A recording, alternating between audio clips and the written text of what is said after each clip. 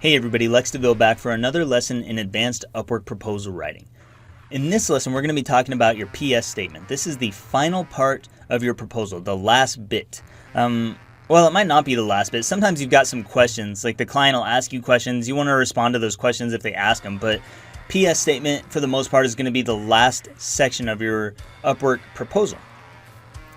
What are you going to put in your PS statement? What do you use it for? A lot of people who have studied copywriting at all are mistakenly believing that your PS statement is only to say, hey, I offer a money-back guarantee. So let's start with what you should not do here.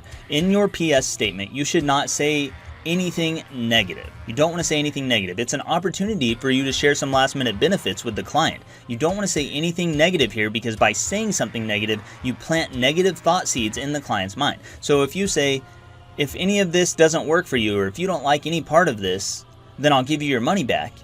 You're giving them a subtle, like a subliminal command to not like your work. If you don't like any part of this, you're just planting that idea in their mind. Just by saying those words, you plant this idea in their mind that they might not like what you deliver. So it's already there from the start. I don't want to say anything negative in my PS statement. It's never going to be, if you don't like this, or if you hate my work, or if any of this isn't right for you.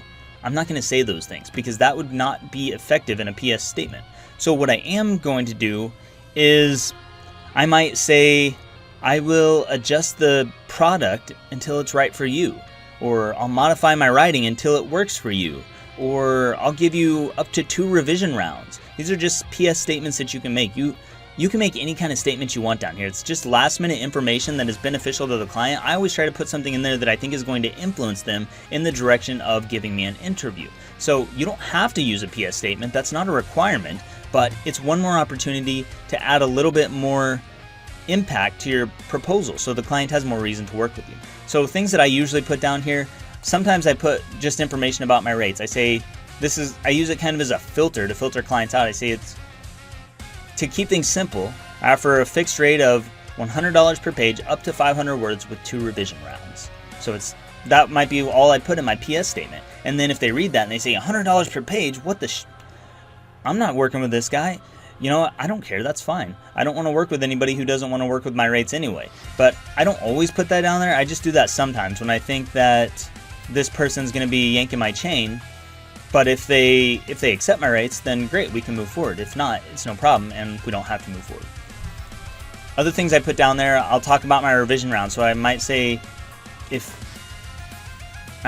something like, I'll adjust this until it's right for you, or I'll adjust this with up to 2 revisions, or PS, you get up to 2 revisions to make sure that the content is right for you. Or sometimes I just say something like, PS, whenever we work together, we'll work back and forth to make sure that my writing works for you, or to make sure that you get exactly the kind of web design that you need, or to make sure that your design meets the standards that you've set forth for your business. And it's just last minute information. So your PS statement, you can offer a money back guarantee. Don't get me wrong, you can do that. You can say, I offer a money back guarantee, so you always know that it's safe to work with me. You could say something like that.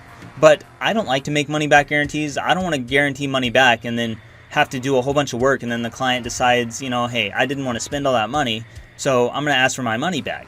Well, I don't want to give $1,000 back to a client when I've done $1,000 worth of work just because they didn't want to spend the money. So that could be a problem for me.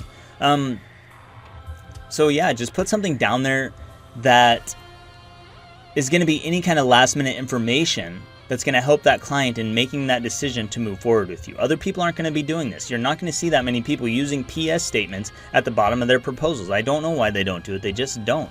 I think mainly it's because a lot of people are either A, using templates, or B, they just don't want to put in the extra effort. But it's really not that much extra effort. It's just one simple line. PS, this benefit. And you just put a benefit down there that's going to help get their attention, get them to want to reach out to you. So money back guarantee, that's okay. If I was going to do a guarantee, I would probably do a satisfaction guarantee. So PS, all of my work is 100% satisfaction guaranteed. I'm not saying that I'll do anything if the client isn't satisfied. I'm not saying I'll do anything, but I'm just saying it's 100% satisfaction guaranteed. It's just a statement to help them feel more comfortable moving forward with you. So that is your PS statement. I hope that helps you in some way. That's pretty much it for the bulk of the proposal writing. I'm going to be adding some resources to this, so there should be a resource down below for this one, and then we should have some examples coming up a little bit later of just proposals I've written in the past that actually got results. So you guys can see actual examples of proposals I've written, some that I've written this year, so you can see different things I've tried, and hopefully those will help you kind of structure your proposal and start writing more impactful proposals that get you more interviews and ultimately get you hired more frequently. So there's a couple sections left, just a couple before we close it out, but I really do appreciate y'all being with me and sticking with me this far. I know that you're going to do awesome, and if you have any questions, drop them down below, or you can always drop in the free Discord chat with me and hang out there anytime, day or night, except for when I'm sleeping, but there's other people there even when I'm sleeping. So that's all I've got, and I'll see you in the next lesson.